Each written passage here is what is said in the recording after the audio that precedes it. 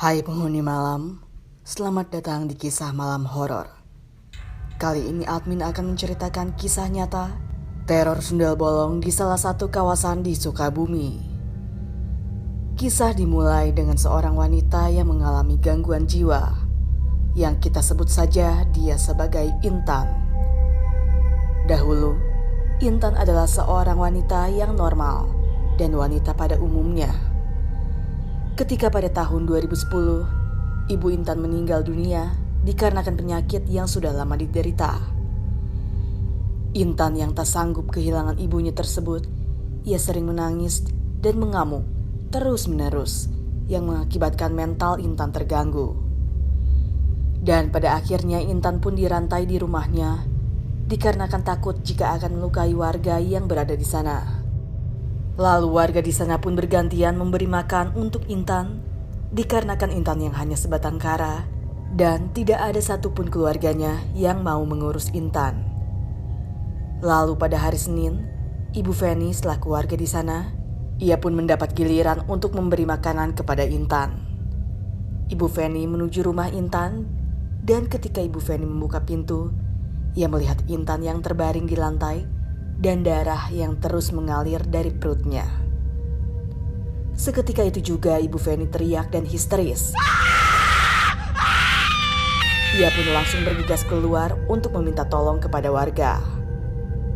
Dan warga di sana langsung menghubungi pihak kepolisian untuk menangani masalah tersebut. Singkat waktu polisi pun tiba di lokasi dan membawa Intan ke rumah sakit untuk diotopsi. Berselang beberapa waktu, hasil otopsi pun keluar. Polisi memberitahu warga bahwa Intan meninggal karena pembunuhan. Serta yang lebih mengejutkannya, ternyata Intan sedang mengandung 5 bulan. Sontak saja membuat warga di sana merasa heran dan kaget. Dikarenakan Intan belum menikah dan warga di sana pun tidak mengetahui bahwa Intan sedang hamil. Karena warga di sana tidak ada yang berani menggantikan baju Intan, dan itulah penyebabnya warga di sana tidak mengetahui Intan sedang hamil. Dan pada akhirnya Intan pun dimakamkan. Singkat waktu ketika jam 12:30 malam setelah Intan dimakamkan, ada seorang pria yang baru saja pulang bekerja yang kita sebut saja Asep. Saat itu Asep sedang berjalan menuju rumahnya. Dan di dalam perjalanan yang sunyi di tengah malam, tiba-tiba Asep mendengar suara wanita yang meminta tolong namun dengan rintihan. Tolong saya. Tolong saya. Mendengar hal itu Asep pun berhenti dan mencari sumber suara tersebut. Namun tidak ada siapapun di sana. Ketika Asep melewati rumah Intan, ia mendengar suara itu lagi. Dan ternyata suara tersebut berasal dari rumah Intan. Tanpa pikir panjang, Asep memberanikan diri untuk mengecek keadaan rumah Intan dari jendela. Namun saat mengintip dari celah jendela, alangkah terkejutnya Asep dikarenakan ia melihat sesosok wanita memakai baju putih dengan punggung yang berlubang dan mengeluarkan darah terus-menerus. Dan sosok tersebut kembali berkata, Tolong saya. di mana suara minta tolong tersebut diiringi dengan suara rintihan kesakitan. Asep yang melihat dan mendengar hal tersebut, ia langsung lari dan terus berdoa. Hingga sesampainya di rumahnya, istri Asep pun berkata, "Kenapa kamu Pak, kok ngos-ngosan gitu?" Lalu Asep tidak menjawabnya dan langsung mengunci pintu. Asep pun memilih untuk tidak berbicara terlebih dahulu kepada siapapun dan akan berbicara ketika sudah pagi. Dan singkat waktu pagi pun tiba. Lalu Asep berbicara kepada warga di sana bahwa semalam ia melihat Intan yang menjadi arwah gentayangan. Pak Kades, saya semalam melihat sosok Intan yang meminta tolong, Pak. Lalu Pak Kades menjawab, Yang benar kamu, Sep. Jangan bercanda. dan Asep pun berkata, Serius, Pak Kades. Saya nggak bohong. Saya melihat dengan jelas bahwa sosok tersebut adalah Intan, Pak. Dan Intan meminta tolong ke saya dikarenakan saya takut, saya langsung lari, Pak.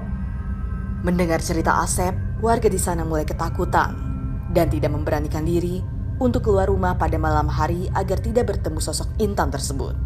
Warga pun masih merasa heran dengan kematian Intan yang tragis, serta ada yang tega menghamilinya. Dikarenakan Intan adalah sosok yang baik dan penurut, itulah yang membuat warga di sana merasa sangat prihatin dan tidak percaya jika Intan harus mengalami nasib setragis ini. Lalu singkat waktu pada malam hari, rumah Ibu Feni pun ada yang mengetuk dan berkata, Tolong saya. Mendengar hal tersebut, Ibu Feni tidak berani membukakan pintu, dikarenakan ia tahu bahwa yang mengetuk pintu itu adalah sosok arwah Intan yang gentayangan. Ibu Feni terus berdoa agar sosok Intan tersebut pergi dari rumahnya. Dan berselang beberapa waktu, suara tersebut pun menghilang. Di keesokan harinya, Ibu Feni menceritakan kepada warga di sana bahwa rumahnya didatangi sosok Intan. Lalu warga di sana pun menjawab bahwa bukan hanya Ibu Feni saja yang didatangi sosok Intan, melainkan semua warga yang berada di sana. Dan mereka pun sepakat agar tidak keluar rumah ketika jam 6 sore dan menutup pintu. Singkat waktu malam pun tiba, ada seorang ibu mendapatkan kabar bahwa anaknya yang di pesantren sedang sakit, yang kita sebut saja beliau sebagai Ibu Nilam. Mendengar hal tersebut, Ibu Nilam pun bersiap-siap untuk menjemput anaknya yang sedang sakit. Dan ketika Ibu Nilam sedang bersiap-siap, tiba-tiba ia mendengar suara benda terjatuh dari dapur rumahnya. Lalu, Ibu Nilam pun mengeceknya. Ketika Ibu Nilam mengecek di sana tidak ada siapapun dan apapun. Lalu, saat Bu Nilam ingin kembali ke ruang tamu, alangkah terkejutnya ketika Ibu Nilam membalikkan badan, sosok Intan itu berdiri tepat di depannya.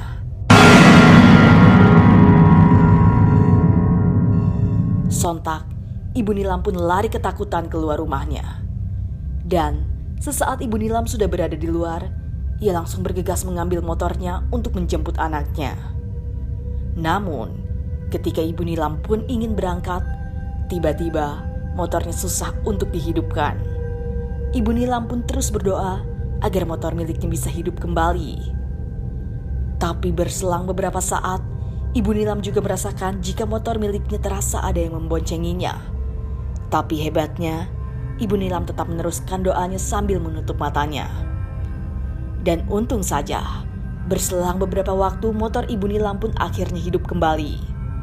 Dan Bu Nilam memberanikan diri menjemput anaknya, padahal sebenarnya ia masih merasa takut dengan sosok Intan tersebut. Di dalam perjalanannya, Ibu Nilam melihat jalanan di kampungnya terlihat sangat sepi, seperti tidak ada kehidupan di sana. Padahal dulunya kampung Bu Nilam tersebut sangat ramai sekali. Hal tersebut dikarenakan semenjak sosok arwah Intan meneror kampung di sana, membuat semua warga takut untuk keluar. Tapi meski demikian, Ibu Nilam tetap memberanikan diri dan selalu berdoa di sepanjang perjalanannya. Lalu, Ibu Nilam pun terus berjalan. Dan ketika Ibu Nilam mulai melewati pemakaman, ia merasa sangat ketakutan dan terus berdoa. Lalu tiba-tiba ia mendengar suara bisikan dan berkata, Tolong saya. Ibu Nilam yang mendengar suara itu, ia pun merasa sangat ketakutan. Lalu Ibu Nilam mengebut, akan tetapi motor Bu Nilam pun semakin pelan, dikarenakan ulah dari sosok arwah Intan.